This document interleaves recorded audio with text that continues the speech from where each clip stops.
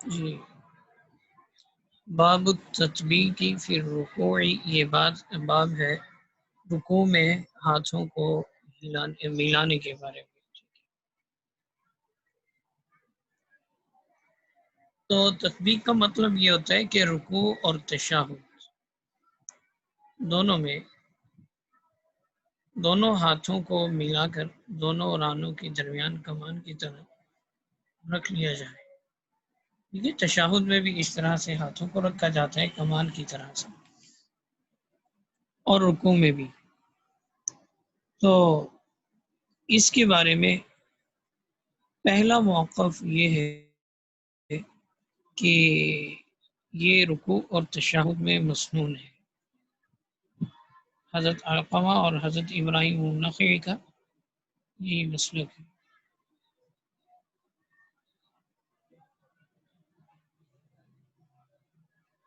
اور دوسرا موقف یہ ہے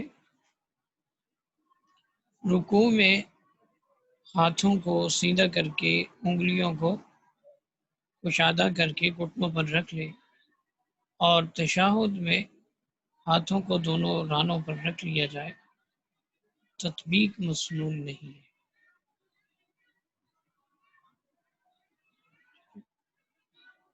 تو تطبیق یہ ہے کہ دونوں ہاتھوں کو ملا کر رکھا جائے، ٹھیک ہے۔ اور دوسرا موقف یہ ہے کہ نہیں، بلکہ الگ الگ گھٹنے پہ ہاتھوں کو رکھ لیا جائے، ہاتھوں کو ملایا نہ جائے۔ تو ہم تشہد میں بھی گھٹنوں کے اوپر ہاتھوں کو رکھتے ہیں، اور اسی طرح سے رکوع میں بھی گھٹنوں پہ رکھتے ہیں، گھٹنوں کو پکڑتے ہیں ہاتھوں کو۔ تو پہلا جو موقف ہے ابراہیم النخعی اور علقمہ کا، جو یہ فرماتے ہیں کہ یہی مسنون ہے۔ غالباً ہم نے پڑھا تھا کہ حضرت عبداللہ ابن مسعود رضی اللہ تعالیٰ عنہ کا بھی زندگی کے آخر تک یہی معمول رہا کہ وہ تطبیق کرتے تھے۔ رکوع میں جاتے ہیں نا، ہاتھوں سے گھٹنوں کو پکڑتے ہیں، تو حضرت عبداللہ ابن مسعود رضی اللہ تعالیٰ عنہ ایسا نہیں کرتے تھے، بلکہ تطبیق کرتے تھے، دونوں ہاتھ ملا کے درمیان میں گھٹنوں کے درمیان۔ تو ان کی روایت پہلا موقف جن کا ہے مسنون تطبیق کے بارے میں، تو فرماتے ہیں کہ انہما دخل، حضرت علقمہ اور اسود یہ دونوں حضرت عبداللہ ابن مسعود رضی اللہ عنہ کے شاگرد تھے۔ وہ فرماتے ہیں کہ ہم حضرت عبداللہ کے پاس گئے تو انہوں نے پوچھا، فقال اصلی ہؤلاء خلفکم، کیا ان لوگوں نے تمہارے پیچھے نماز پڑھ لی ہے؟ ہم نے کہا جی۔ فقال نعم، ہم دونوں نے جواب دیا جی۔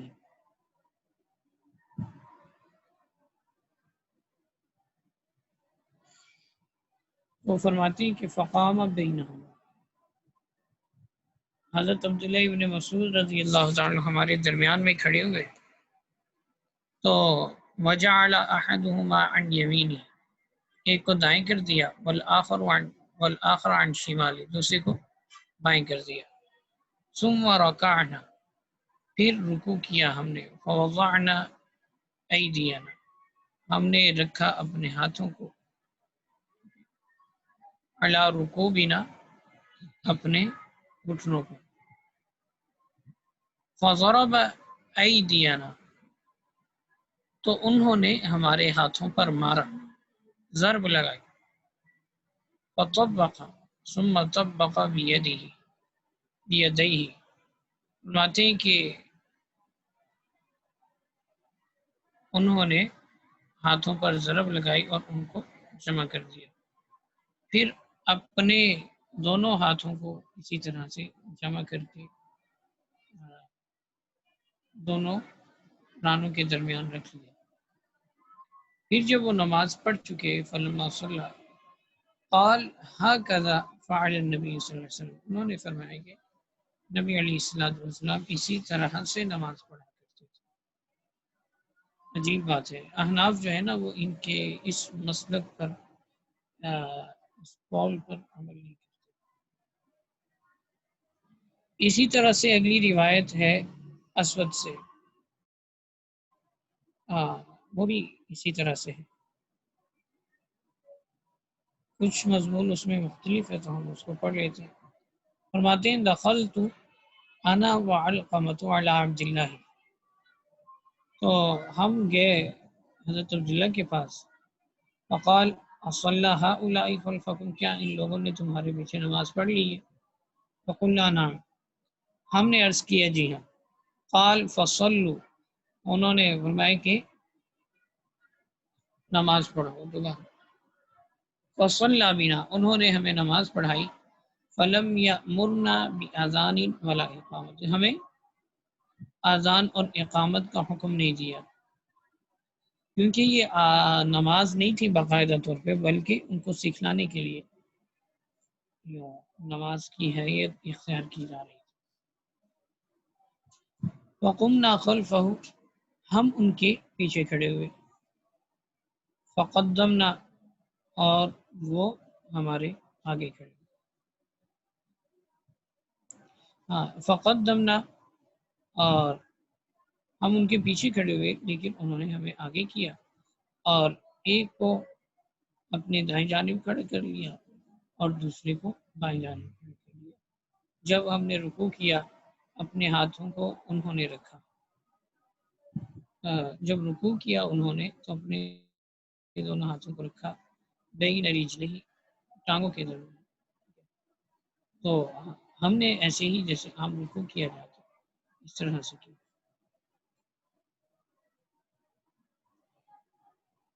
تو پھر وہ حضرت عبداللہ ابن مسعود رضی اللہ عنہ رکوع کے لیے جھکے، تو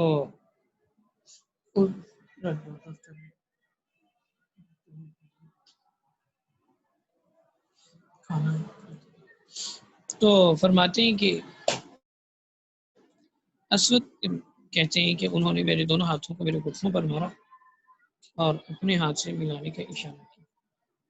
جب نماز پڑھا چکے، اللہ عالم نماز کے بعد پھر انہوں نے نماز پڑھی ہے، اس کا کیا حکم ہے، تو فرمانے لگے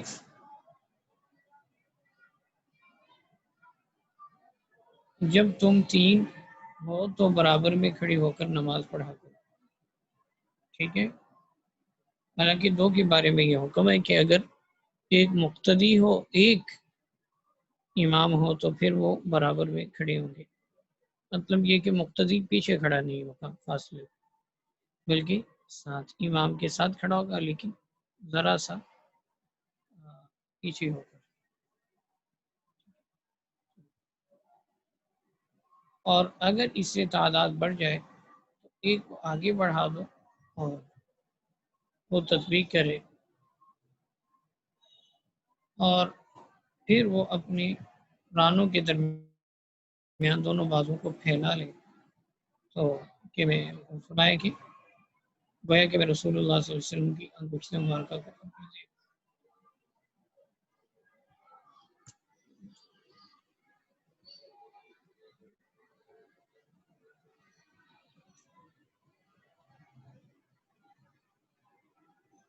اسی طرح سے اگلی روایت ہے کہ حضرت عمر رضی اللہ عنہ نے کہا اپنے ہاتھوں کو اس انداز سے گھٹنوں پر رکھو، وہ اسے تھام لیا اور اس طرح گھٹنوں کو پکڑنا آسان کر دیا۔ پھر یہ جو پہلا موقف تھا وہ بیان ہو چکا اور اس کی روایات آ گئی، اس سے معلوم یہ ہوتا ہے کہ تطبیق کرنا سنت ہے۔ اب دوسرا موقف ہے جو جمہور فقہا محدثین ائمہ اربعہ کا ہے، وہ فرماتے ہیں کہ ایسا نہیں کرنا چاہیے بلکہ انگلیوں کو کھول کر گھٹنوں کو پکڑ لینا چاہیے، تھام لیا جائے۔ تو پہلی روایت ہے وہ عبد الرحمن سے، فرماتے ہیں کہ حضرت عمر نے یہ فرمایا کہ قال عمر امیسو فقد سنت لکم الرکب، فرمایا کہ اپنے ہاتھوں کو اس انداز سے گھٹنوں پر رکھو کہ وہ اسے تھام انگلیوں کے ساتھ تھام لیا جائے اور اس طرح گھٹنوں کا پکڑنا آسان کر دیا۔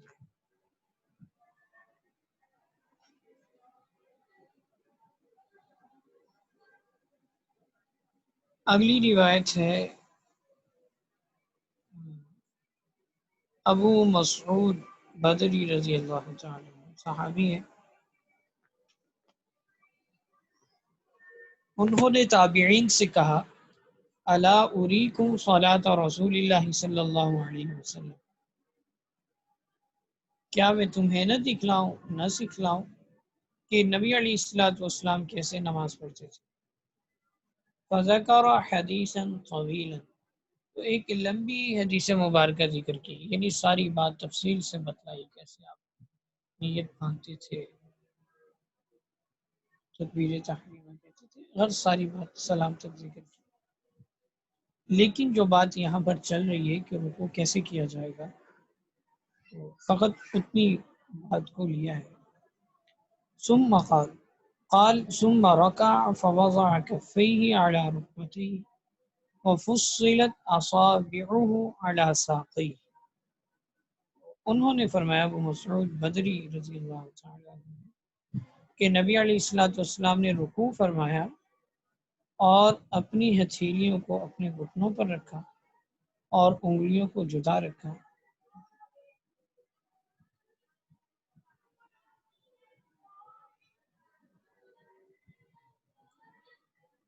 اپنی انگلیوں کو دونوں پنڈلیوں پر کھول دیا،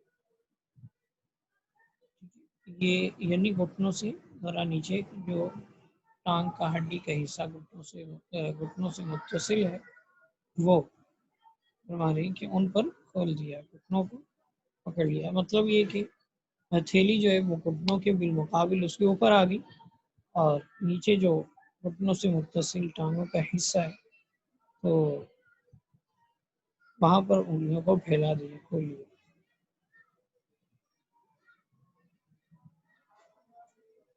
اسی طرح ابو حمید رضی اللہ عنہ کی روایت ہم کئی مرتبہ پڑھ چکے ہیں کہ انہوں نے صحابہ کرام سے کہا کہ میں سب سے زیادہ حضور علیہ الصلوۃ والسلام کی نماز کے بارے میں جانتا ہوں۔ تو صحابہ نے پوچھا کہ ٹھیک ہے آپ بتائیں، تو انہوں نے بیان فرمایا کان اذا رکع وضع یدیہ علی رکبتیہ کأنہ قابض علیہما، فرمایا کہ نبی علیہ الصلوۃ والسلام نے جب رکوع کرتے تو اپنے دونوں ہاتھوں کو اپنے دونوں گھٹنوں پر رکھتے، گویا کہ آپ علیہ الصلوۃ والسلام اپنے مبارک ہاتھوں سے گھٹنوں کو پکڑ رہے ہیں۔ اسی طرح ابو حمید الساعدی کی اگلی روایت وائل بن حجر رضی اللہ عنہ کی فرماتے ہیں قال رأیت رسول اللہ صلی اللہ علیہ وسلم اذا رکع وضع یدیہ علی رکبتیہ، جب آپ علیہ السلام رکوع کرتے تو اپنے دونوں ہاتھ اپنے گھٹنوں پر رکھ لیتے تھے۔ اسی طرح حضرت ابو ہریرہ رضی اللہ تعالی کی روایت ہے، فرماتے ہیں کہ لوگوں نے شکایت کی الی رسول اللہ صلی اللہ علیہ وسلم، نبی علیہ السلام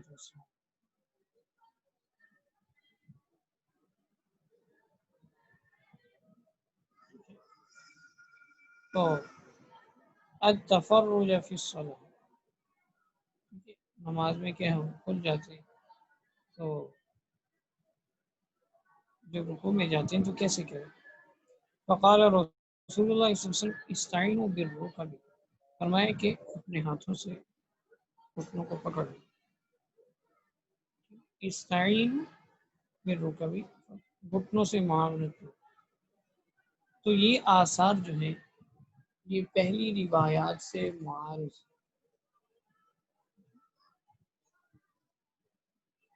جو اس بات پر دلالت کرتے ہیں کہ اچھا ان آثار کے ساتھ ساتھ عمل جو ہے وہ تواتر کے ساتھ اس بات پر ثبوت ہے کہ دونوں ہاتھوں سے گھٹنوں کو پکڑ لینا چاہیے۔ تو فرماتے ہیں کہ معلوم یہ ہوتا ہے کہ یہ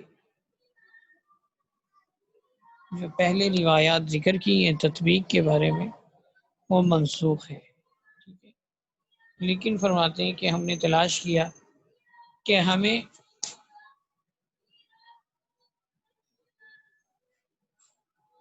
وہ روایات مل جائیں جو نسخ پر دلالت کرتی ہیں۔ تو فرماتے ہیں کہ ہم نے تلاش کیا، تو تلاش کرنے سے تو کہتے ہیں خدا بھی مل جاتا ہے، تو ہمیں روایت مل گئی۔ تو فرماتے ہیں کہ مصعب بن سعد وہ کہتے ہیں کہ میں نے اپنے والد کے ساتھ نماز پڑھی، فجعلت یدی بین رکبتی، میں نے وہی تطبیق کی تو میرے والد نے فضرب یدی، میرے ہاتھ پر انہوں نے ضرب لگائی، مارا، وقال یا بنی انا کنا نفعل هذا، ہم پہلے اسی طرح کرتے تھے، یعنی ہم تطبیق کرتے تھے جب رکوع میں جاتے تھے تو ہاتھوں کو آنگوں کے درمیان میں رکھتے تھے، فامرنا ان نضرب فینا ان نضرب بالاکف علی الرکب، تو فرماتے ہیں کہ پہلے تو ہم اسی طرح کرتے تھے لیکن پھر ہمیں گھٹنوں پر ہاتھوں کو رکھنے کا حکم دیا گیا۔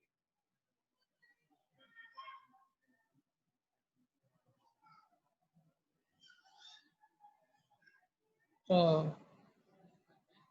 اسی طرح حضرت مصعب بن سعد کی اگلی روایت ہے، فرماتے ہیں کہ میں نے سعد اپنے والد کے ساتھ نماز پڑھی، جب رکوع کا ارادہ کیا تو تطبیق کی، انہوں نے مجھے منع کیا، فقال کنا نفعل، انہوں نے کہا کہ ہم اسی طرح کرتے تھے یہاں تک کہ ہمیں منع کر دیا گیا، یعنی حضور علیہ السلام نے ہمیں منع کیا۔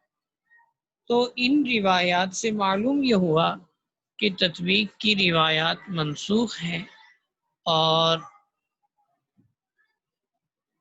دونوں ہاتھوں کو گھٹنوں پر رکھنے کی روایات یہ ناسخ ہیں۔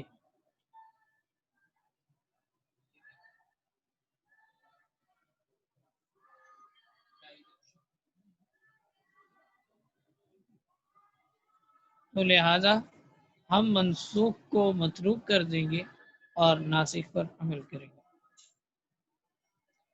امام طحاوی رحمۃ اللہ علیہ فرماتے ہیں کہ جب ہم نے ان آثار کو دیکھا کہ یہ ایک دوسرے کے معارض ہیں، تو ایک تو ہم نے ایسے دلائل اور آثار تلاش کیے جن سے یہ پتہ چلے کہ گھٹنوں پر ہاتھوں کو رکھنے والی روایات ناسخ ہیں اور تطبیق کی روایات منسوخ ہیں، تو ہمیں وہ روایات بھی مل گئی مصعب بن سعد والی۔ پھر اس کے بعد فرماتے ہیں کہ ہم نے نظر قائم کی، قیاس کو دیکھا، تو فرماتے ہیں کہ قیاس کے طور پر ہم نے اس کی کیفیت معلوم کرنے کی کوشش کی، تو چنانچہ ہم دیکھتے ہیں کہ تطبیق دونوں ہاتھوں کے ملانے کو کہتے ہیں، اور گھٹنوں پر ہاتھ رکھنے میں دونوں ہاتھوں کی تفریق ہے۔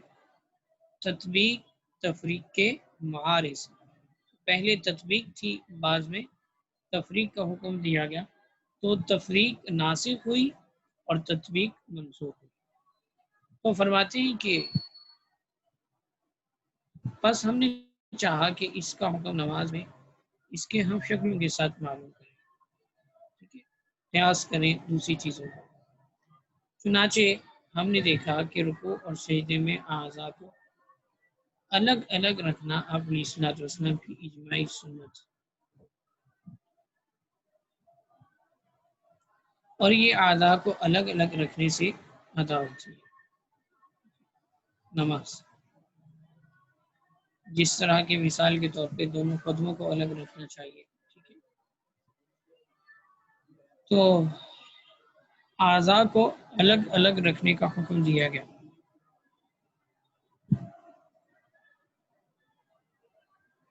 تو جب رکوع میں غور کیا تو اعضاء کا جدا جدا رکھنا ایک دوسرے کے ساتھ ملانے سے زیادہ بہتر۔ اختلاف تو اس کے ملانے اور جدا رکھنے میں ہے، تو قیاس کا تقاضا یہ ہے کہ جو اختلافی حالت ہے اس کو اجماعی حالت پر قیاس کر لیا جائے، اس کو اس پر محمول کر لیا جائے۔ تو اجماعی حالت کیا ہے کہ نماز میں ہر عضو کو علیحدہ علیحدہ رکھا جائے، جیسے کہ پاؤں الگ الگ رکھتے ہیں، ہم سجدے میں جاتے ہیں تو ہاتھوں کو علیحدہ علیحدہ رکھتے ہیں نا، اکٹھا تو نہیں کرتے۔ تو یہ نماز کی اجتماعی حالت ہے کہ اعضاء میں تفریق کی جاتی ہے، اور یہ رکوع کی حالت اور رکوع دو سجدوں کے درمیان بیٹھنے کی حالت یہ اجماعی حالت نہیں ہے، بلکہ اس کے بعض افراد ہیں تو جن میں تطبیق بیان کی جاتی ہے، رکوع میں زیادہ تر بیان کی جاتی ہے، رکوع میں زیادہ تر تطبیق پہ زور دیا جاتا ہے، جیسے کہ حضرت عبداللہ ابن مسعود رضی اللہ عنہ کی روایت۔ تو خیر فرماتے ہیں کہ ہم نے ساری نماز میں غور کیا تو ہمیں تفریق نظر آئی کہ ہر عضو کو علیحدہ علیحدہ رکھا جائے۔ تو ہم نے جو رکوع کی حالت تھی، جو تطبیق تھی، اس کو بھی ہم نے تفریق پر قیاس کر لیا، اس پر محمول کر لیا۔ تو قیاس کے اعتبار سے بھی تفریق راجح ہے، اور روایات کے اعتبار سے تو تطبیق منسوخ ہی ہو جاتی ہے۔ تو معلوم یہ ہوگا کہ تطبیق سنت نہیں بلکہ تفریق سنت ہے۔ تو نماز میں الگ الگ رکھنے کا حکم ہے اعضاء کو، مثلا بازو کو اپنے پہلو سے زمین پر الگ رکھا جاتا ہے، اسی طرح سے رکوع میں بھی ہاتھوں کو الگ الگ رکوع پہ رکھا جاتا ہے۔ اس کی دلیل کیا ہے؟ دلیل ہے کہ نبی علیہ الصلوۃ والسلام جب نماز پڑھتے تھے، سجدہ کرتے تھے، تو حضرت ابن عباس فرماتے ہیں ان رسول اللہ صلی اللہ علیہ وسلم کان اذا سجد یرا بیاض ابطیہ، ہم آپ علیہ الصلوۃ والسلام کی بغلوں کی سفیدی دیکھا کرتے تھے، ہمیں نظر آتی تھی۔ تو معلوم یہ ہوا کہ آپ بازو کو الگ الگ رکھتے تھے۔ عورتوں کی نماز کا حکم الگ ہے، اس کو مردوں کی نماز پر قیاس کیا جا رہا ہے۔ اسی طرح سے حضرت میمونہ رضی اللہ عنہ کی روایت ہے، زوجی نبی صلی اللہ علیہ وسلم قالت کان نبی صلی اللہ علیہ وسلم اذا سجد جاف حتى يرى من خلفه مضح ابطیہ، آپ علیہ الصلوۃ والسلام جو ہے جب سجدہ کرتے تھے تو پیٹ کو ٹانگوں سے جدا رکھتے تھے، یہاں تک کہ پیچھے کھڑا ہونے والا آدمی آپ علیہ الصلوۃ والسلام کی بغلوں کی سفیدی کو دیکھ سکتا تھا۔ اس قدر آپ علیہ الصلوۃ والسلام اپنے ہاتھوں کو جدا رکھتے تھے۔ تو معلوم یہ ہوا کہ تفریق یہ اولا ہے تطبیق سے۔ حضرت ابو سعید خدری رضی اللہ عنہ فرماتے ہیں گویا کہ میں نبی علیہ الصلوۃ والسلام کی کوکھ کی سفیدی کو سامنے دیکھ رہا ہوں، یعنی اس زمانے میں قمیض تو بہت کم ہوا کرتے تھے، پھر آپ علیہ الصلوۃ والسلام کی زندگی فاقوں سے بھرپور تھی، اور آپ کی خواہش تھی کہ اللہ تعالیٰ مجھے مسکینوں میں زندہ رکھے، مسکینوں میں موت دے اور مسکینوں میں میرا حشر ہو۔ اللہم احیینی مسکینا وامتنی مسکینا واحشرنی فی زمرۃ المساکین۔ تو ظاہر ہے پھر اس زمانے میں یہ کپڑوں کی جگہ، سلے ہوئے سوٹ کپڑوں کی جگہ چادریں بھی استعمال ہوتی تھی۔ تو جب چادر اوپر لی ہو تو بندہ سجدے میں جائے اور بازو الگ رکھے، تو پھر وہ بازو بھی نظر آتے ہیں اور کوف بھی نظر آتے ہیں. تو آپ علیہ الصلوۃ والسلام اتنا جدا رکھتے تھے. بعض روایات میں ہے کہ پیٹ کو اتنا جدا رکھا جائے کہ اگر بکری کا چھوٹا بچہ گزرنا چاہے تو گزر سکے.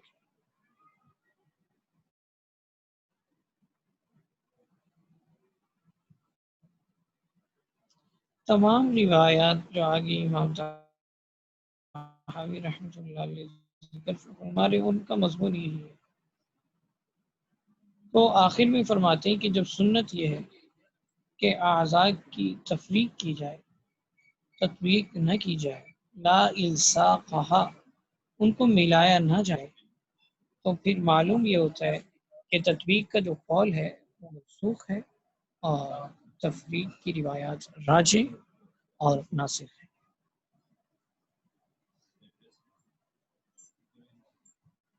باب مقدار الرکوع والسجود الذي لا يجزئ اقل منه، رکوع اور سجود کی کم سے کم مقدار کہ ان سے کم مقدار جو ہے وہ جائز نہیں. امام احمد بن حنبل رحمہ اللہ اور ابراہیم النخعی جو امام صاحب کے استادوں کے استاد ہیں اور اہل ظواہر، یہ حضرات فرماتے ہیں کہ 3 مرتبہ سجدہ رکوع کی تسبیح کے بقدر فرض، یعنی سبحان ربی العظیم ہم 3 مرتبہ کہہ سکیں سجدے میں اور رکوع میں. سجدے میں سبحان ربی الاعلیٰ اور سجدے میں سبحان ربی الاعلیٰ.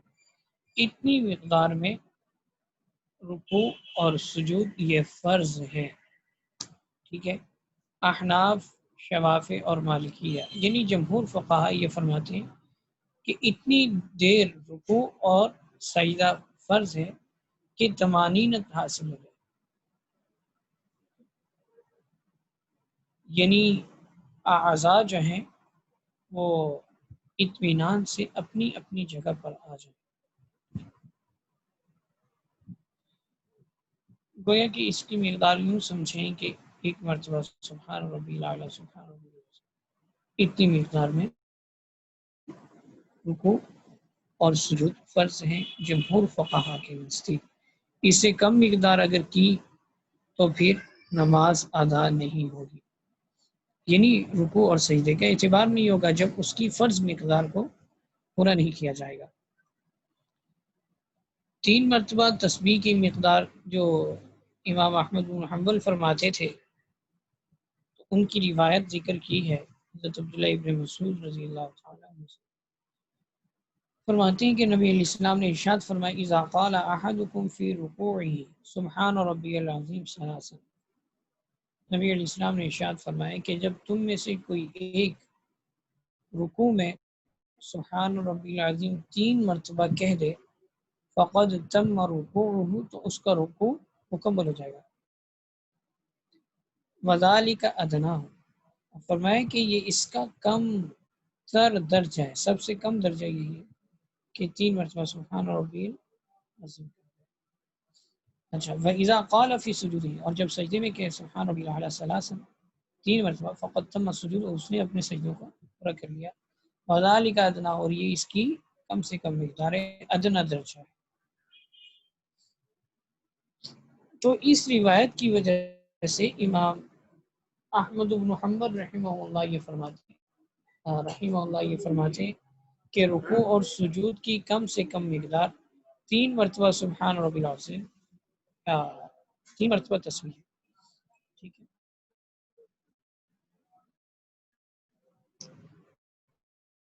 اب آگے تو ان کی روایات آگے ذکر کی جا رہی ہیں. رفاع بن رافع کہتے ہیں ان نبی صلی اللہ علیہ وسلم کان جالسا فی المسجد، آپ علیہ الصلوۃ والسلام مسجد میں تشریف فرما تھے.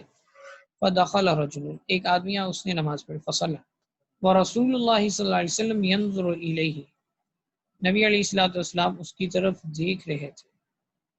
فقال له، تو آپ نے اس سے فرمایا اذا قمت فی صلاتک، جب آپ نماز کے لیے کھڑے ہوں، فکبر، تکبیر کہیں، ثم قرأ، قرات کریں، ان کان معک قرآن، اگر آپ کو کچھ قرآن کا حصہ یاد ہو تو قرات کریں۔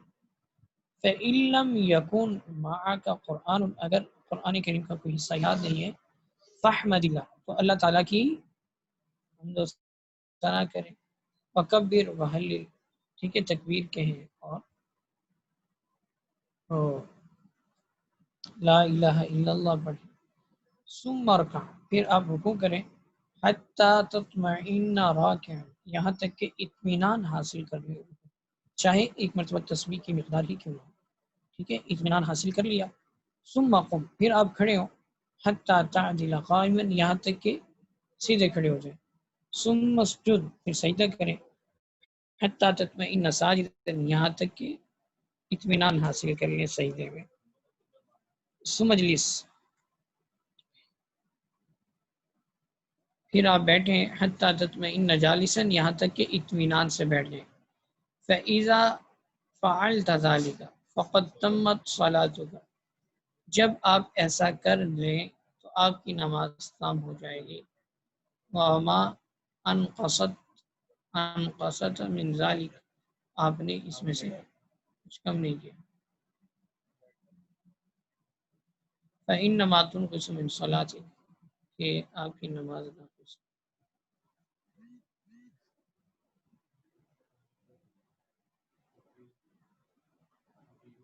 آپ نے فرمایا کہ جب تم نے اس طرح سے نماز پڑھ لی تو نماز مکمل ہو جائے، اور اگر تم نے اس میں کچھ کمی کر دی تو نماز کے اتمام میں کمی واقع ہو جائے گی، مطلب یہ کہ پھر نماز صحیح طرح سے ادا نہیں ہوگی۔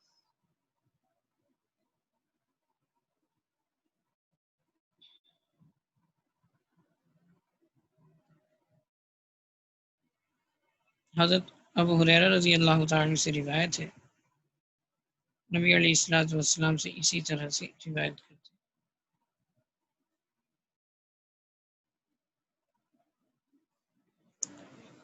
تو امام طحاوی رحمۃ اللہ علیہ فرماتے ہیں کہ نبی علیہ الصلوۃ والسلام نے ان دونوں احادیث میں، یعنی جو حضرت ابو ہریرہ سے ہیں، اسی طرح جو رفاع بن رافع سے ہیں رضی اللہ عنہما، تو فرماتے ہیں کہ جب نبی علیہ الصلوۃ والسلام نے یہ وضاحت کر دی فرض کی، کہ جو فرض کی مقدار ضروری ہے کیا، کہ بس اطمینان حاصل ہو جائے،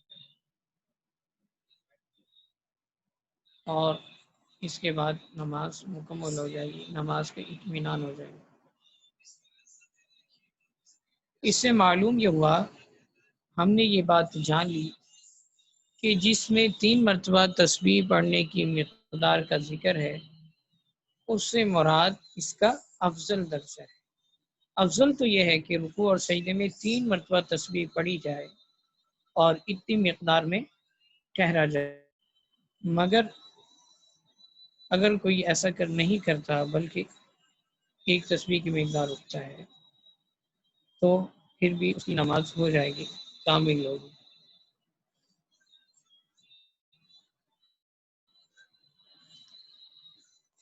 لیکن افضل اس کا درجہ یہی ہے کہ 3 مرتبہ تسبیح پڑھی جائے۔ یہی حضرات فقہائے احناف کا موقف۔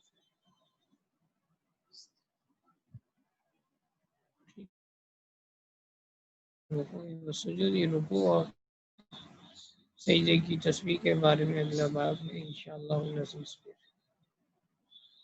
اللہ تعالیٰ نے زندگی رکھی تو اس کو ہم کل پڑھیں گے، اور کل ہم انشاءاللہ 6:30 بجے سبق شروع کر دیں گے، ٹھیک ہے۔ جزاکم اللہ خیر، السلام علیکم ورحمۃ اللہ وبرکاتہ۔